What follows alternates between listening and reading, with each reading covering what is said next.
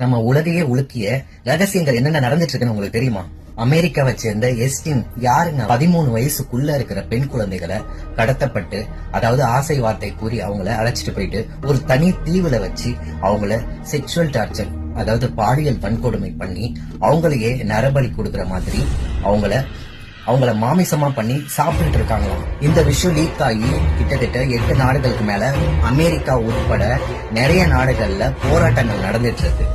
இந்த கேவலமான ஒரு விஷயத்த ஆரம்பிச்சுட்டது யாருன்னா ஜெஃப்ரி எஸ்டின்ன்றவர், ஒரு அமெரிக்கனை சேர்ந்தவர்.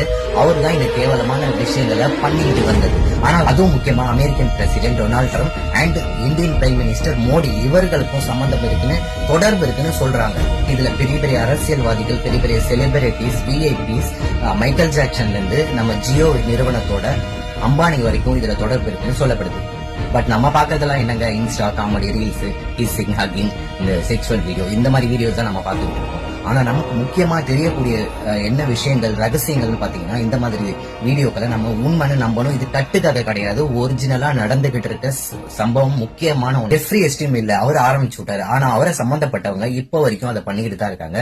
பெரிய பெரிய அரசியல்வாதிகள்ல இருந்து விஐபி, செலிபிரிட்டிஸ் எல்லாருமே இதுல ஒன்னா ஒத்துமையா இருந்து இதை பண்ணிக்கிட்டு தான் வராங்க. இது கொஞ்சம் கொஞ்சமா வீடியோக்கள்லாம் கொஞ்சம் சேவ் பண்ணி வச்சிருப்பாங்க இல்லையா, அது மூலியமா லீக் ஆகி இப்ப வெளியே வரதுக்கு அப்புறம் இப்ப நம்ம வேற நாடுகள்ல ஏதாவது பண்ணுனா, ஒரு புது சம்பவம் பண்ணா இந்த பழைய சம்பவங்களை மறந்துடுவாங்க இல்லையா. சோ அதனால இப்ப என்ன பண்ணலான்ற ஒரு நியூஸ் ஓடிக்கிட்டு இருக்கு. இதெல்லாம் நமக்கு தெரியுமா? தெரியாது. இதை கவர்மெண்ட் என்ன சொல்லி இருக்குன்னா, இது பொய், கட்டுக்கதை அப்படின்னு சொல்லி இந்த கேஸையே மூடி மறைக்குது. இது கிட்டத்தட்ட ரொம்ப வறுமை கோட்டுல பிச்சை எடுக்கிற மிடில் கிளாஸ், ரொம்ப ஏழை எளிய குழந்தைகளை, பெண் குழந்தைகள்கிட்ட இந்த மாதிரி பணம் தரும் அப்படின்னு சொல்லி கூட்டிட்டு போயிட்டு அவங்கள கொஞ்சம் அழகா இருக்கிற பெண் குழந்தைகள் எல்லாம் கூட்டிட்டு போயிட்டு இவங்களுக்கு ஆசைப்பட்ட மாதிரி அனுபவிச்சுட்டு என்ன பண்ணணுமோ அவ்வளவு கேவலமான விஷயங்களை பண்ணி அவங்கள கடைசியில உயிரோட சாப்பிடுறாங்க, கொன்னு சாப்பிடுறாங்க, சுட்டு சாப்பிடுறாங்க.